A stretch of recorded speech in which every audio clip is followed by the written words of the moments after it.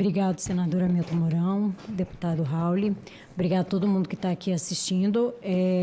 Eu fico feliz de poder hoje estar sendo escutada aqui como uma voz do CARF. É um órgão muito importante dentro do nosso sistema tributário e pouco ouvido aqui dentro dessa casa. E quando ele é escutado com certo preconceito, e eu acho que algumas barreiras elas precisam ser quebradas. O meu ponto aqui ele vai ser bem conciso hoje, eu vou tratar só da ilegalidade e da inconstitucionalidade do comitê gestor. Obrigado, desesperado. Senador, obrigada. E aí? Certinho. Vem. Bom, o PLP 108, todo mundo já sabe, ele traz essa figura do comitê gestor e ele faz questão de esclarecer. O comitê gestor é um órgão sui generis, ele é novo, ele não tem vinculação, tutela ou subordinação com nenhum outro órgão da administração pública. Isso é legal de um lado, mas pode ser muito grave de outro lado. Ele vai ter sede em Fórum do Distrito Federal, independência técnica, administrativa, financeira e orçamentária. Eu destaco ali o orçamentário e financeira porque eu vou falar justamente da função julgadora do órgão. Um órgão que tem uma função julgadora e, ao mesmo tempo, tem uma independência orçamentária e financeira e todo o produto da arrecadação do IBS é dele. Parece ter uma certa falta de imparcialidade dentro desse disposição legal. Então, o comitê gestor ele vai fazer o quê? Ele vai gerir a competência compartilhada do IBS e até aí tá tudo bem. Dentro da competência administrativa, o PLP 108 ele fala, olha, a gente vai ter um regulamento para uniformizar a interpretação da lei, perfeito, a gente precisa disso, a gente precisa de um órgão que traga uma uniformização na interpretação e na aplicação, e eu vou falar da arrecadação, das compensações, das retenções e da distribuição do produto da arrecadação. Isso aí é mais do que esperado, afinal, o IBS ele vai tratar de várias competências, ele tem uma competência compartilhada e ele precisa de uma centralização administrativa para tratar da distribuição da arrecadação, o produto do IBS. E ali no terceiro inciso, ele fala em decidir o contencioso.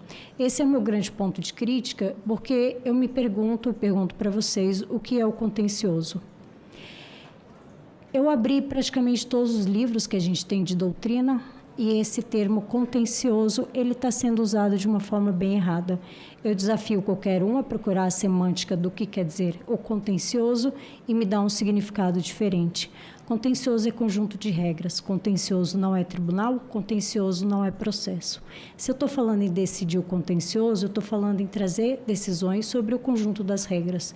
Eu não estou falando em decidir processo, eu não estou falando em ter um tribunal administrativo. Eu não tenho uma validade constitucional para instituir um tribunal administrativo dentro do comitê gestor. Então, trazendo esse conjunto de normas, o que a Constituição ela me dá como competência é que eu tenha uma decisão sobre as normas, que é aquela competência administrativa de fazer o regulamento, a aplicação das normas, a interpretação. A Constituição não me dá qualquer competência para julgar processo administrativo dentro do comitê gestor. Qualquer decisão, qualquer tipo de tribunal, ele é inconstitucional por falta de amparo constitucional, a não ser que venha uma nova emenda constitucional. Enquanto não vier essa nova emenda, ele não tem onde ter uma base constitucional. Então, o artigo 7º do PLP, ele parece estar de acordo com o meu entendimento e longe do entendimento de quem acha que ali tem um tribunal administrativo. O artigo 7º do PLP, ele fala quais são os órgãos que compõem o comitê gestor, e eu coloquei ali exatamente do jeito que ele está. Conselho Superior, Diretoria Executiva e Diretorias, Secretaria-Geral, Assessoria de Relações Institucionais, Corregedoria e Auditoria. Alguém leu o tribunal ali dentro? Eu fico achando que eu sou cega, porque eu já li esse artigo várias vezes, eu continuo sem achar o tribunal. Se o tribunal ele não existe, de onde ele surge? Tranquilo. Pode seguir, doutora. Eu continuo procurando o tribunal. É bom que a gente ficou com mais um tempo para procurar o tribunal ali dentro. Eu não achei o tribunal, esse órgão ele não existe. Se alguém achou o tribunal administrativo do IBS, me avise, ou então faça uma emenda para piorar o PLP 108. Ele já não está muito bom, mas tem como piorar, é claro. Fica também a dica para quem quiser piorar um pouco o projeto de lei. Então, o tribunal ele não existe, esse órgão não existe. E está lá no artigo 7º do PLP 108 a inexistência de um tribunal administrativo dentro do comitê gestor. Exatamente como eu disse, decidir o contencioso não é ter um tribunal administrativo. O comitê gestor do IBS, ele tem um primo, tá? Apesar dele ser sui generis, tu não achar que ele é novo, ele tem um primo que existe e funciona. É o Comitê Gestor do Simples Nacional, que foi instituído pela Lei Complementar 123. O Simples Nacional, ele funciona no Brasil. Ele é um sistema que ganha mais elogios do que críticas, e o Comitê Gestor do Simples Nacional, ele tem um papel bem parecido com o papel do Comitê Gestor do IBS, que é fazer justamente a gerência dessa competência compartilhada. O Simples, ele também agrega competências compartilhadas dentro dele. E o Comitê Gestor do Simples, ele também vai gerir o produto da arrecadação. Eu preciso distribuir o produto da arrecadação, assim como eu preciso distribuir o produto da arrecadação do IBS. Então, ele faz isso. O que o Comitê Gestor do Simples não faz é julgamento de processo. Assim como não deve ter julgamento de processo dentro do Comitê Gestor do IBS. E a pergunta é, quem julga os processos do Simples? Quem julga o processo do Simples é o CARF. Eu sou julgadora do CARF, eu já fui da segunda sessão do CARF e hoje eu sou da primeira sessão do CARF. Eu tive já competências para julgar os lançamentos decorrentes de exclusão do Simples e hoje eu tenho competência para julgar os processos de exclusão do Simples. Apesar do Simples ter competência compartilhada e incluir nele tributos estaduais e municipais, em nada fere a competência do CARF para julgamento, apesar de ser um órgão administrativo federal.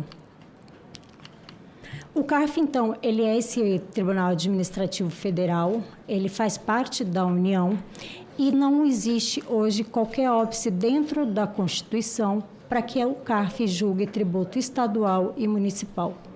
A Constituição Federal, ela só trata de duas competências, no que diz respeito aqui ao ponto que eu estou trazendo. Lá no artigo 109, a Constituição Federal vai trazer a competência da Justiça Federal, dizendo que a Justiça Federal tem competência para julgar processos que sejam de interesse da União. Fora isso, a Constituição vai trazer, a partir do artigo 145, competência tributária. E competência tributária é aquela competência para instituir tributo. Não existe na Constituição qualquer regra de competência administrativa para julgamento de processo. Não existe na Constituição qualquer regra que vede um órgão federal de julgar tributo estadual e municipal. Tanto assim é que o CARF julga o Simples e o CARF já teve competência para julgar os tributos estaduais e municipais que fossem de competência da União dentro dos territórios. Hoje a gente não tem território no Brasil, mas caso venham ser inseridos territórios, essa competência de julgamento estadual e municipal viria para dentro do CARF. Não tem nenhum óbice constitucional para que eu julgasse no CARF, por exemplo, um IPVA. Não teria problema nenhum. Nenhum óbice teria e nenhuma lei hoje ela tem fazendo essa vedação. Eu também não tenho hoje qualquer impedimento que o CARF tenha uma descentralização geográfica. O CARF já teve previsão para que ele existisse no DF e nas outras capitais. Na época que ele foi previsto, o DF era o Rio de Janeiro. E ele foi instalado inicialmente no Rio de Janeiro e só depois ele veio para Brasília. Hoje eu posso ter o CARF, sim, descentralizado geograficamente e eu posso ter um aproveitamento da estrutura dos tribunais administrativos que já existem no âmbito dos estados. Eu respeito muito a fala do Dr. Manuel, mas quando ele diz que a gente tem proximidade de regras, a gente não tem as mesmas regras.